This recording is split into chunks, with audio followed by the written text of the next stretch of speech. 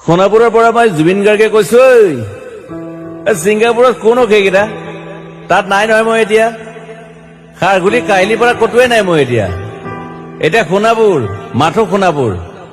সোণাপুৰে মোৰ শেষ ঘৰ, শেষ মঞ্চ। এতিয়াৰ পৰা গান নাগাওঁ আৰু মই মাথো শুনিম। স্পেচিয়েলি মই নাইট ছুপাৰ কেইখনক কৈছো, উজনিলৈ অহা যোৱা কৰোতে সোণাপুৰৰ এই ঠাইখিনিতে মায়াবিনীটো ডাঙৰকৈ বজাবি, ৰৈ থাকিম উজাগৰি ৰাতিৰ বুকুত। মই আগতেও কৈছিলো আৰু এতিয়াও কৈছো, মোৰ কোনো জাতি নাই, মোৰ কোনো ধৰ্ম নাই।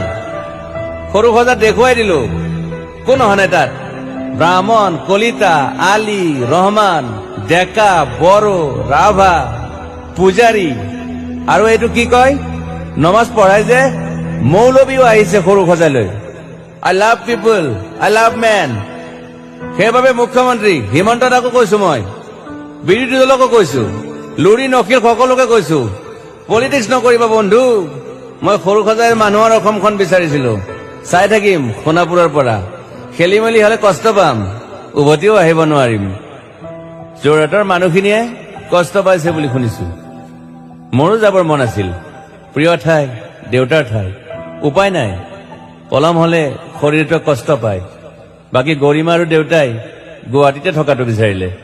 একো নাই, গুৱাহাটীলৈ আহিলে মাত দি যাব। সোণাপুৰতে থাকিম। আৰু এটা কথা, যোৰহাটত প্ৰতিমূৰ্তি এটা হব বুলি শুনিছো। গুচি যাম কেতিয়াবা। কেণ্টা কাকো খাতিৰ নকৰো। মায়াবিনী ৰাতি ধুমুহাৰ খতে। মাজুলীবাসীয়ে দুখ নকৰিব দেই, মনত পৰিলে গাই দিব মাজুলীৰ এজনী ছোৱালী। নিমাতী ঘাটলৈ যাব নোৱাৰিম আৰু। একো নাই, মোক প্ৰতিটো বসন্ততে পাব অসমবাসীয়ে। শৰতত গাইছো, বহাগত গাইছো, ৰদত গাইছো, বৰষুণত গাইছো, দুখৰ গান, সুখৰ গান, শিশু, মুক্তি, মায়া, অনামিকা। মাথো নতুন গান গাব নোৱাৰিম, বন্ধ হৈ থাকিল চেলা সকলো। এতিয়াৰ পৰা আৰু শুনিম শেষ মঞ্চখনৰ পৰা। সোণাপুৰেৰে পাৰ হৈ গলে গাই যাব কেতিয়াবা ধুমুহাৰ খতে। মাজতে সাঁথৰ এটা কওঁ, ছিংগাপুৰত মই অন্তদাই কোৱা মতে নৰ্থ ইষ্ট ফেষ্টিভেল আছিল।